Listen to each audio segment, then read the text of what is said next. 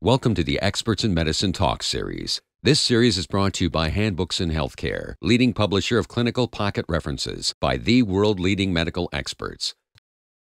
Today we are joined by James H. Stein, author of Contemporary Diagnosis and Management of Preventive Cardiology.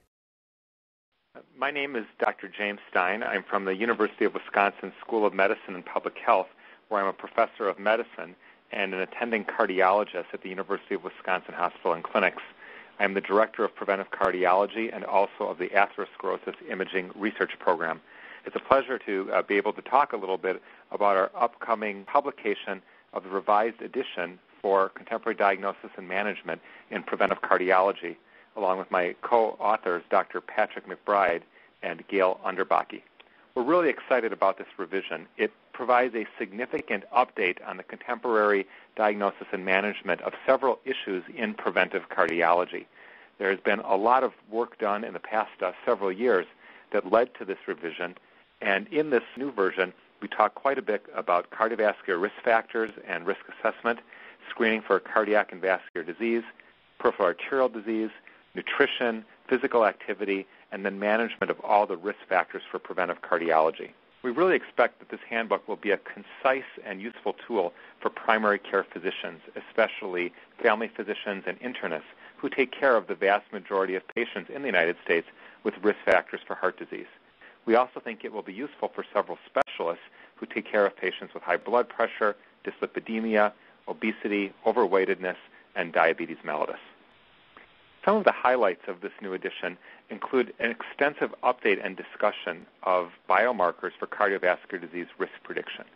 Specifically, we have completely updated the section on the use of high-sensitivity C-reactive protein, a marker of subclinical arterial inflammation, as a test for helping refine patients' cardiovascular disease risk estimates.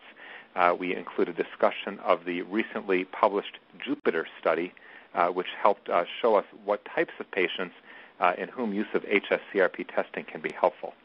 We also have an extensive and updated discussion on the topic of advanced lipoprotein testing that deals with some of the new methodology for quantifying LDL particle concentration, as well as the use of LDL particle concentrations, particle sizes, and measurements of apolipoprotein B100 in clinical practice, again as another tool for helping with risk assessment. Finally, we talk about the American Diabetes Association statement about lipoprotein testing for patients with cardiometabolic risk. Another important enhancement and update in this edition has to do with imaging to improve cardiovascular risk assessment. Over the past 5 or 6 years, there has been an extensive amount of research showing the value of CT assessment for coronary artery calcification to improve cardiac risk assessment. Furthermore, additional information has come out about the use of a newer test, carotid ultrasound, to evaluate for the presence of non-occlusive carotid plaques and carotid intima media thickness, also known as carotid IMT. For both of these imaging modalities, several consensus statements and guidelines have come out that have really crystallized the role of these tests for improving cardiac risk assessment. Specifically, we talk about the indications for the test and the tests and the evidence base that supports using them to improve prediction of future risk of heart attacks and strokes.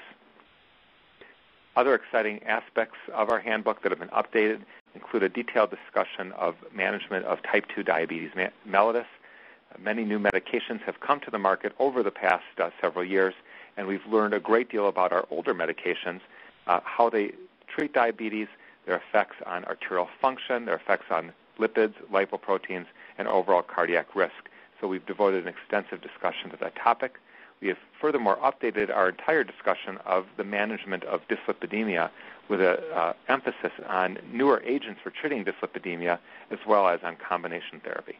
We're especially excited about the updates that Gail Underbaki has brought to our handbook, completely revising the sections on dietary, nutritional, and lifestyle treatment, not only of patients who are overweight and obese, which are handled quite well, but also patients who have risk factors for heart disease, such as diabetes, hypertension, and dyslipidemia.